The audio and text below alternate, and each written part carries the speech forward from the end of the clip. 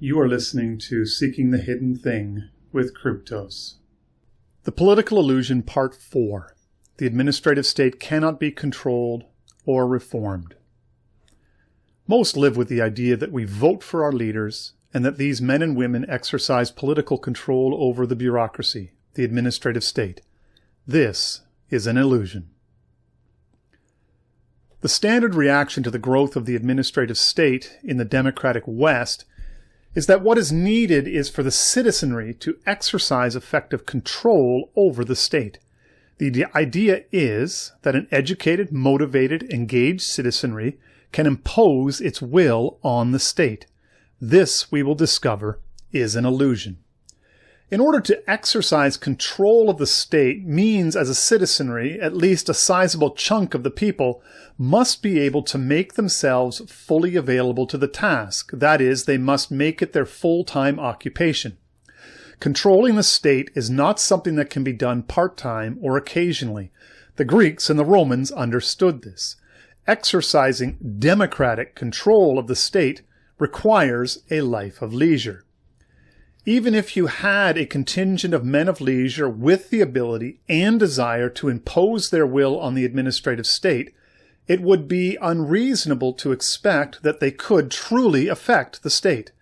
This is an unrealistic and illusory desire. The processes, procedures, structures, and institutions of the administrative state are important, but reforming them will not lead to a true change in the reality of the administrative state itself. Bureaucracy. Quote, "The idea that the citizen should control the state rests on the assumption that, within the state, Parliament effectively directs the administrative organs and the technicians. But this is just a political illusion." Unquote. To put it bluntly, once you go down the road of implementing the idea of the administrative state as the means to effectively govern a people, once you embrace the idea of the professional bureaucracy, the citizenry and its elected officials effectively lose control of the government. The bureaucracy becomes the ruling sovereign. Quote, "The organs of the respective democracy no longer have any purpose other than to endorse decisions prepared by experts and pressure groups." Unquote. This reality has been made clear to many during the COVID-19 lockdowns. Elected politicians deferred to experts in the name of science.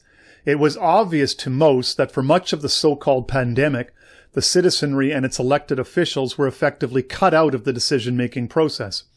Increasingly, previously unknown bureaucrats and administrators were thrust into the limelight, and many saw that it was they who were making all the decisions. We asked ourselves, who elected these experts and who put them in charge?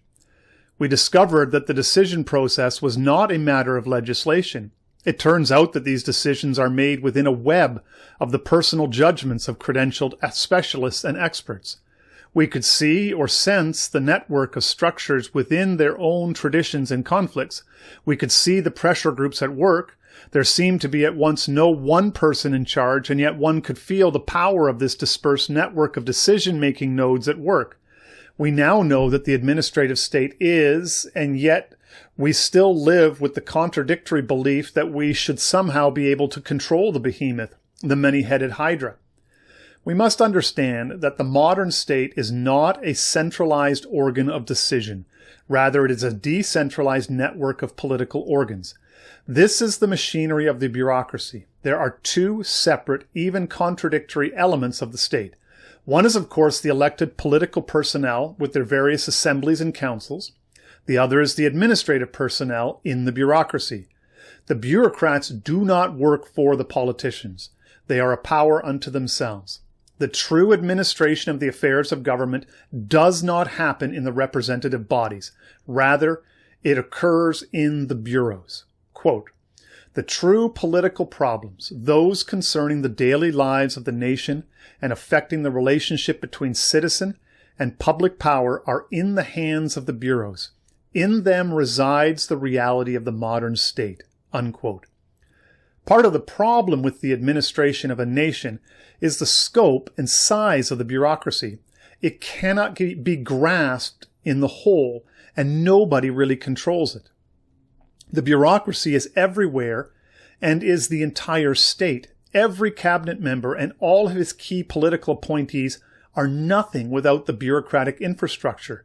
They need it more than the infrastructure needs the cabinet members. The idea that a cabinet member can issue an order, make a decision, and this will be able to fundamentally change the nature of the bureaucracy is pure fantasy. Once an order is issued by a minister, it escapes his control. The matter takes on an independent life. It will circulate within the various branches of the ministry, and eventually the bureau will decide what it wants to do with the directive. It is entirely possible that orders will emerge in line with the initial decision, but more frequently nothing will emerge. The decision will simply evaporate in numerous administrative channels and never see the light of day. Often this is done on purpose when the politicians and the bureaus are not ideologically aligned. It has gotten to the point that the bureaus can affect actions independently, in their own interests, that are able to curtail and sanction the activity of the politicians. We have come to call this activity the work of the deep state, but it is merely the action of the administrative state demonstrating its power in such a way so as to curb the power and influence of the elected officials. We must understand that the complexity of the bureaucracy precludes any single decision being able to affect the whole of the administration. There is no single center. It is impossible to get the whole government onto a single page. The diversified, interrelated network of decision-making nodes are not responsible to anyone, not the politicians and certainly not the citizenry. No one person or even a small handful of persons are in charge. This is the state. It is the power that runs the modern nation-state. This is the power that runs the increasingly globalized administration. There is never one decision, but rather thousands upon thousands of partial decisions, each with its own varying degree of implementation and effectiveness. The administrative state does not obey the rules of Parliament or even of legislation or law. Rather, it obeys its own laws of organizations and technique. The structure and nature of the technical, as instantiated in the administrative state, ensures its continuity regardless of the personnel or even the administration in charge. The administrative state will remain its own entity, its own continuing power, regardless of the bureaucrats or elected officials who are supposedly in charge. Changing incumbents or regulations will do little to change a bureaucracy. They develop their own internal logic and they run according to its own demands, its goals, its cultures, its priorities, which are largely unaffected by the personnel or the legislative changes. Dealing with a bureaucracy requires great specialization. We must also see the bureaucracy as an entirely rationalized entity. There is nothing organic about it at all. It is the application of scientific and technical reasoning to the affairs of the state. Bureaucracy seems slow and ponderous and inefficient, but that is mere appearance. Given the sheer volume of information that must be taken in, processed, assimilated, and managed every day, given the overall number of decisions that must be made every day, the administrative state is a remarkable achievement of effectiveness and efficiency. In truth, the one rule that the bureaucracy does obey like an iron law is that of efficiency. What is the most efficient, effective, reproducible, and consistent way of administering the details of the state? Ellul also highlights for us that bureaucracies function by their nature with anonymity and secrecy. It is this character out of which the idea of the deep state arises. All decisions in the administrative state are made anonymously. In this sense, no one is making the decisions by which the country is being run. This is the essence of the depoliticization of the administrative state. It is a denial of politics. There are no political choices to be made in regards to the administrative state. There is no freedom of choice because all decisions are directed by the necessity of the organization.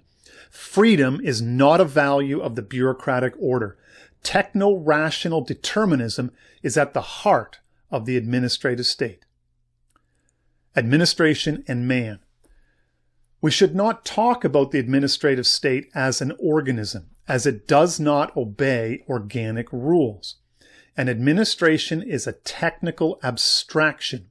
While there are people that staff the bureaucracy, and they have personal strengths, motivations, flaws, and their own agendas, while there are identifiable channels of communication, both formal and informal, while there can be a culture to an organization with its own habits and peculiarities, while there are power struggles within an organization with status issues and rivalries and class divisions, all of this is secondary, looking at the trees to miss the forest. We must remember that whatever human elements there are to an administrative state, these happen within the confines and limitations of a techno-rational system. Within this system, no one person is ever able to influence the whole of the bureaucracy. Ellul notes that there is no difference in bureaucratic administrations. There is no difference between a democratic administrative state or the communist administrative state, nor is there a difference between public administrations and private corporate administrations. They are all technical rational systems. This is why corporate entities seem to be mimicking public sector entities. This is why American technocrats look favorably upon the work of Chinese technocrats and their administrative state. An administrative state is an administrative entity no matter what context it finds itself in. It obeys its own rules. The technical imperative of techno-rational administrative entities is forever moving towards increasing expansion and reinforcing unity to create a singular technical system running all things. All bureaucracy is bureaucracy. The politician is divided. He must gain and keep power. He cannot give his full attention to enacting administrative reforms unless he first gains and keeps power. In addition, the skill set necessary for the gaining and keeping of political office are quite different from those that make one an effective administrator. Because of the politician's need to gain and keep power, even the dictator, the Caesar, must attend himself to gaining and keeping power. He will never be an expert administrator. He will never have the expert's grasp of the administration. He will always be an amateur with an amateur's grasp of the bureaus. Thus, the politician's power over the bureaucracy is always theoretical, because he is not, first of all, an expert administrator, and the bureaucrats know this. Yet the politician must put his faith in the bureaucracy. The truth of the matter is that the vast majority of legislation originates in and among the experts that staff the administrative state. He will often sign into law legislation he has never read, does not know, and cannot know. The larger the bureaucracy, the more impossible it is for the politician to have effective knowledge of the state or have power over it, to direct it at all. Scale is a significant part of the problem. Even if a politician can assert control over the administrative state, this will be a temporary situation. The experts will return, and soon enough, balance will be restored. It is true that the dedicated politician can affect the system. He can improve methods, controls, chains of command, internal coordination, and efficiency. But these reforms do not make the administrative state more accountable. The better it runs, the more autonomous it becomes. The more that the administrative state is reformed, the more powerful and independent it will be. And the more independent the bureaus become, the harder they will be to reform in the future. A bureaucracy is always moving in the direction of greater size, scope, and independence. The degree to which the administrative state penetrates the political machine and starts to affect and direct the decision-making process of politicians is the degree to which the bureaucracy becomes the state. Dictators who think they can control a bureaucracy are fooling themselves. Their anti-bureaucratic speeches are similar to magic incantations. They will not be able to effect change in the system. They will need the system more than the system will need the dictator. A dictator or a one-party state does not change the essential nature and rules by which a techno-rational administrative state runs. Why is this? For a dictator or a single political party to meaningfully challenge the bureaucracy, it must have its own staff of talented and dedicated experts. This idea is all the rage now on the right. We need to foster our own expert class to counter the expert class of the left. This is an illusory effort doomed to failure from the start. It does not matter and will do little or nothing. By developing its own cadre of experts, the party is in effect developing its own bureaucracy to challenge the bureaucracy of the state. At best, you will end up with two battling bureaucracies. But because all bureaucracies are dictated by the techno-rational imperative, the two battling bureaucracies will in the end more resemble each other than they will represent two meaningful alternatives. They do not result in less bureaucracy or better bureaucracy. It always leads to more bureaucracy, more rule by experts. This is the inevitable result of any efforts to develop policy centers or think tanks or one's own reformist set of experts. They all in the end add to the total web of bureaucratic expertise. The whole system becomes Kafkaesque. No longer do people interact with government through their elected officials through the voting box. The citizen's relationship with government is through the bureaucracy. And because the idea that the individual person can in any meaningful way influence the administrative state, their impotence grows as the administrative state grows. The bureaucracy slowly becomes an omnipotent force in society. Quote, "The state's truly authoritarian face is not modified by one or the other decision. A bureaucratic administration cannot be anything but authoritarian, even if it has no intention of being so." Unquote. Our bureaucratic state is authoritarian, not because of any one political decision or any political ideology. Rather, it has become so because every day thousands of decisions are made over which no one has any oversight nor any recourse against. Most of these decisions are routine and mundane. The role of propaganda, as we saw last time, is to integrate us into the bureaucratic state, to accept its authority, and to sympathize with its reasons for the actions it takes. Quote, "It is precisely here that the political illusion resides, to believe that the citizen, through political channels, can master and control the state." Unquote. Politicians do nothing without the administrators, and they do nothing in opposition to them. Quote, "The illusion is to believe that bureaucracy can be controlled by democracy." Unquote.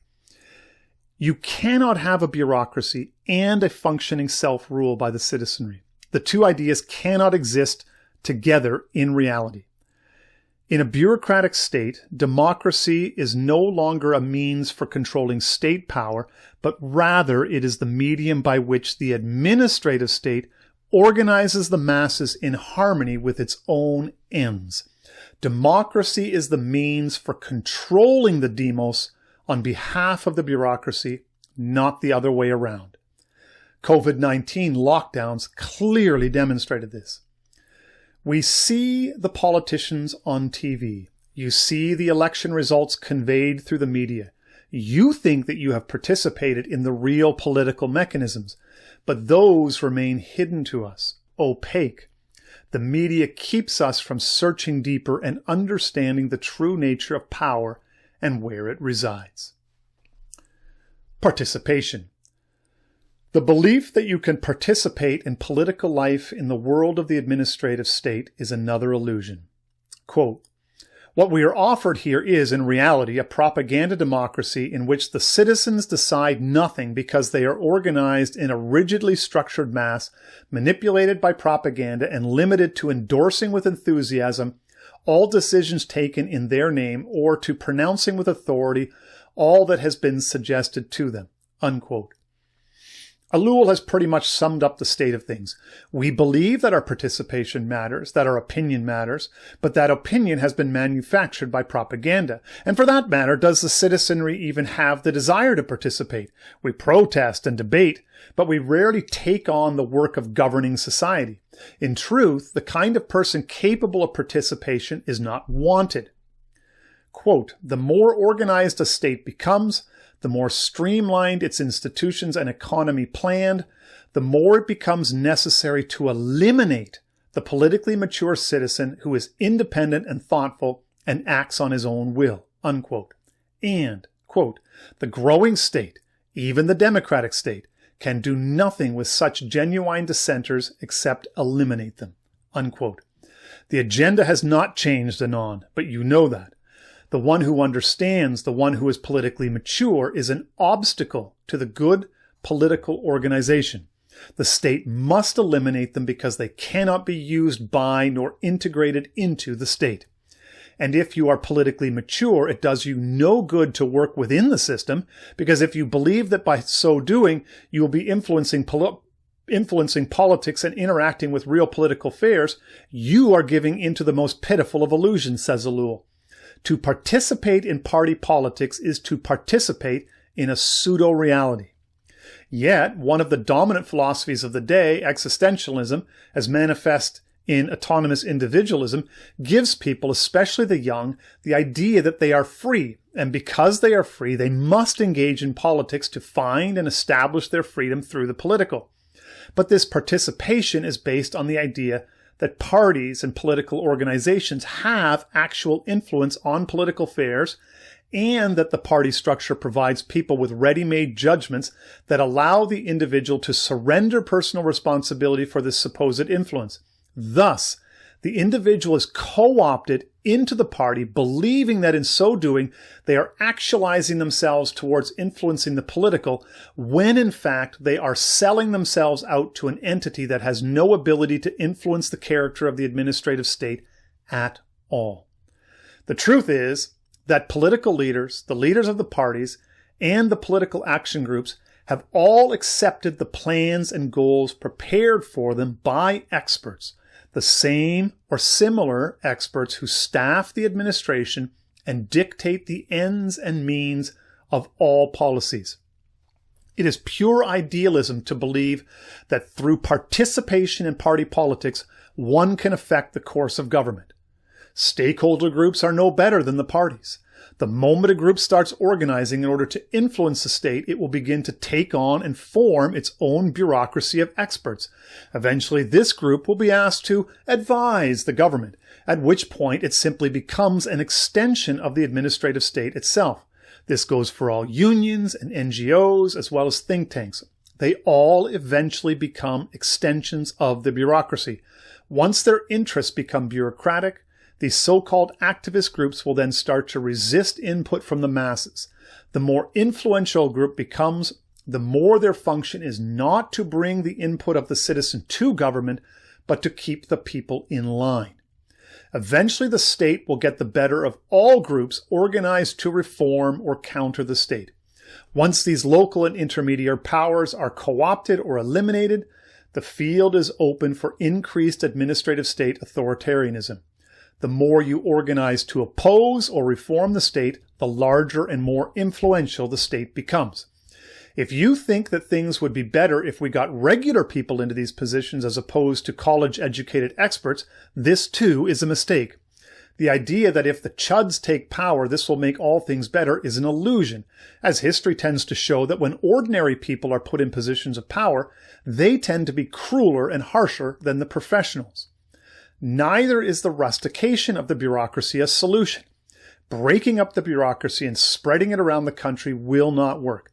The administrative state requires, demands centralization. No sooner than it is done, the march towards re-centralization will begin in earnest. Decentralization is not an option. The astute observer is likely to begin to see the solution. It's not quite as simple as burn it all down, although that seems to be a big part of what Alul implies without saying it out loud. Man cannot does not have the space to govern himself, to embrace the fullness of his humanity as long as he is governed by the administrative state. We will flesh out this heroic journey the next time and try to inspire readers through words, through Ellul's ideas, to take up the task of becoming free men. There is a moral and spiritual aspect to this, a society of heroically free men.